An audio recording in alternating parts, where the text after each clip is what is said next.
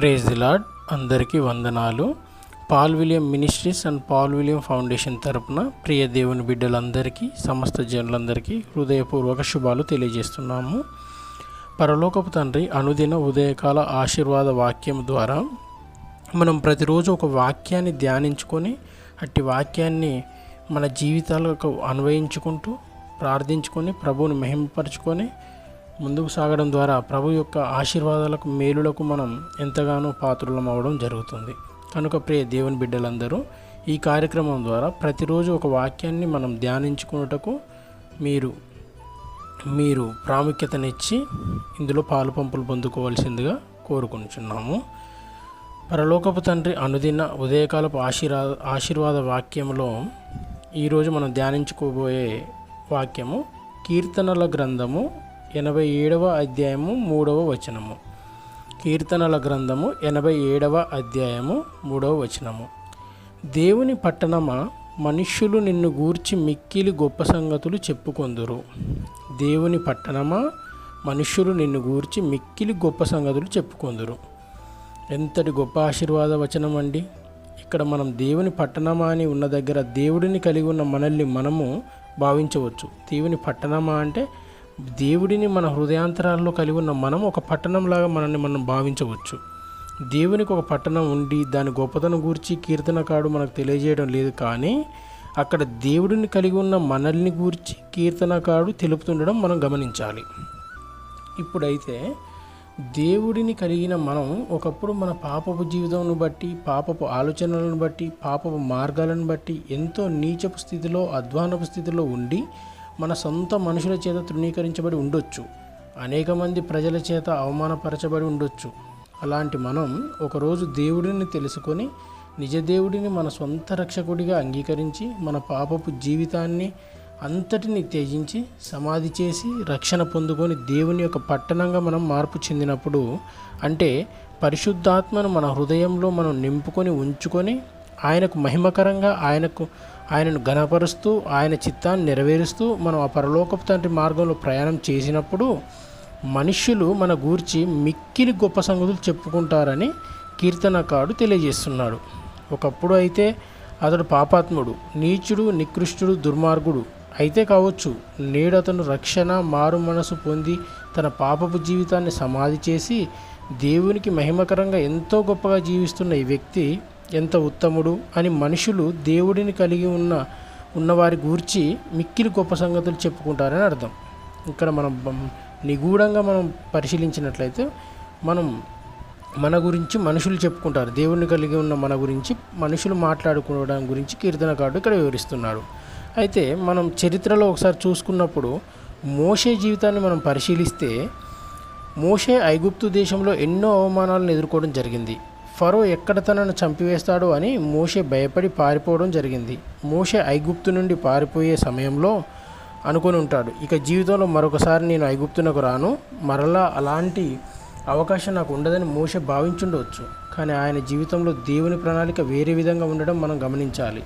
అలాంటి మోషే ఒక 40 సంవత్సరాల తర్వాత మిద్యాను అరణ్యంలో తాను అన్ని రకాల విద్యలు నేర్చుకొని దేవుని కృపతో వాటిని అధ్యయనం చేసిన తర్వాత దేవుడు అతన్ని అధికారిగాను తీర్పరిగా నియమించిన తర్వాత మరలా ఐగుప్తునకు పంపించాడు. తన ప్రజలందరినీ కూడా ఆ బానిస జీవితం నుండి విడుదల కలగజేయుటకు బయటకి తీసుకురావడానికి మోషేను మరలా దేవుడు ఐగుప్తునకు పంపినప్పుడు అనేక అద్భుత కార్యాలు అక్కడ జరగడం మనం గమనించి ఉంటాము. అట్టి గొప్ప కార్యాల ద్వారా మోషే ఆ ఐగుప్తు ప్రజలందరి దృష్టిలో ఒక గొప్ప నాయకుడిగా ముద్రించడానికి ఎంతో కీర్తి ప్రతిష్టలను అతడు పొందుకోవడం జరిగింది. మోషే జీవితంలో ఏ విధంగా జరిగిందో అదే విధంగా మన జీవితంలోనూ గొప్ప కార్యాలను జరిపించేవాడు మన దేవుడైన యెహోవా వారు మాత్రమే. మనం ఎక్కడైతే అవమానపరచబడి ఉంటామో ఆ ప్రాంతంలోనే దేవుడు మనల్ని సరి అయిన సమయంలో హెచ్చించేవాడు, గొప్ప చేయవాడు. ఎప్పుడూ హెచ్చిస్తాడు, ఎప్పుడు గొప్ప చేస్తాడు. అయితే మరి మనం ఎప్పుడు ఈ విధంగా మనల్ని హెచ్చిస్తాడు, మనల్ని ఏ విధంగా ఎప్పుడు గొప్ప చేస్తాడని మనం పరిశీలించుకుంటే, మనం ఆయన పరిశుద్ధాత్మను కలిగి ఉండి ఆయన చిత్తానుసారం మనం జీవించినప్పుడు ఆయన మనల్ని గొప్ప చేయువాడు, హెచ్చించువాడు. కనుక ప్రియ దేవుని బిడ్డలారా, దేవుని పట్టణం అనే చోట దేవుడిని కలిగిన మనల్ని మనం ఆపాదించుకొని ఈరోజు ఈ వాగ్దానాన్ని ప్రభువు పాదాల చెంత చేర్చి దేవుడిని ప్రార్థించుకొని గొప్ప మేలులను గొప్ప ఆశీర్వాదాలను మనం పొందుకుందాము. ఇప్పుడు ప్రార్థనలో మనం కుటుంబ సభ్యులందరితో కలిసి ఏకీభవించి ప్రార్థించుకుందాం. పరలోకమునందున్న మా తండ్రి యెహోవా, మీ పరమ పవిత్రమైన పాదములకు వందనాలు, స్తుతులు, స్తోత్రములు తండ్రి. కరుణామయుడా, జీవాధిపతి, మరి ఈరోజు మీరు కీర్తనల గ్రంథము 87వ అధ్యాయం 3వ వచనం ద్వారా మాతో మాట్లాడిన విధానమును బట్టి మీకు వందనాలు, స్తుతులు, స్తోత్రములు తండ్రి. అవును ప్రభువా, దేవుని పట్టణమా, మనుషులు నిన్ను గూర్చి మిక్కిలి గొప్ప సంగతులు చెప్పుకొందురు. అవును తండ్రి, నేను కూడా మిమ్మల్ని కలిగి ఉండి నేను ఒక పట్టణం లాంటి వాడిని తండ్రి. మరి నా గురించి మనుషులు మిక్కిలి గొప్ప సంగతులు చెప్పుకొనులాగున నా జీవితాన్ని మార్చివేయి తండ్రి. మిమ్మల్ని ఆరాధిస్తూ మిమ్మల్ని ప్రార్థిస్తున్న మాలో ప్రతి ఒక్కరిని దర్శించండి ప్రభువా. ప్రతి ఒక్కరం మిమ్మల్ని కలిగి ఉండి మా హృదయాంతరాల్లో మిమ్మల్ని కలిగి ఉండగా మమ్మల్ని మీ యెహోవా పట్టణంలాగా, దేవుని పట్టణంలాగా మమ్మల్ని భావించి ఈ వాక్యాన్ని మా జీవితంలో నెరవేర్చండి ప్రభువా. మా గురించి మనుషులందరూ మిక్కిలి గొప్ప సంగతులు చెప్పుకునేలాగా మా జీవితాలను మార్చివేయండి ప్రభువా. మేమందరం మెల్లవెల్లలా మిమ్మల్ని మహిమపరుస్తూ మిమ్మల్ని ఘనపరుస్తూ మీ చిత్తం నెరవేరుస్తూ ముందుకు సాగుటకు సహాయం చేయండి ప్రభువా. ఇదిగో తండ్రి, మరి ఒకప్పుడైతే మేము పాపులమే తండ్రి, పాపపు జీవితాన్ని అనుభవించిన వాళ్ళమే తండ్రి. నిజదేవుడిగా తెలుసుకోకముందు అనేక పాపపు మార్గాల్లో ప్రయాణించాం, అనేక దూషణలకు దిగాం, అనేక ఇబ్బందులకు వేరే వారిని గురి చేశాం తండ్రి. మరి మిమ్మల్ని నిజదేవుడిగా తెలుసుకున్న తర్వాత, నీతి సూర్యుడని మిమ్మల్ని గ్రహించిన తర్వాత మీ యొక్క నీతి మార్గంలో, మీ సన్మార్గంలో మేము ప్రయాణిస్తున్నాం తండ్రి. మరి అనుకున్నంతగా ప్రయాణించలేకపోయినప్పటికీ మరింత విశ్వాసంలో మేము దృఢపరచబడడానికి సహాయం చేసి మమ్మల్ని ముందుకు నడిపించండి ప్రభువా. మా జీవితంలో గొప్ప కార్యాలు జరిపించండి తండ్రి. మా కుటుంబ సభ్యులకు మంచి ఆరోగ్యాన్ని అందించండి తండ్రి. మిమ్మల్ని విశ్వసిస్తున్న ప్రతి విశ్వాసికి, మీ స్వార్థం ప్రకటిస్తున్న ప్రతి దైవజనునికి, స్వార్థికునికి, వారి కుటుంబాలకి మీ యొక్క కృప, కాపుదల, మీ రక్షణ, మీ ఆశీర్వాదాన్ని అందించి మా జీవితాల్లో ఈ వాక్యాన్ని నెరవేర్చండి ప్రభువా. మేమందరము దేవుని పట్టణంలాగా ఉండుటకు సహాయం చేయండి తండ్రి.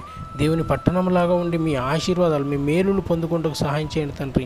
మీ సువార్తను మేమందరం మరింత విస్తృతంగా, విశాలంగా, దృఢంగా ప్రకటించబడకు సహాయం చేయండి తండ్రి. కరుణించండి ప్రభువా, కటాక్షించండి తండ్రి.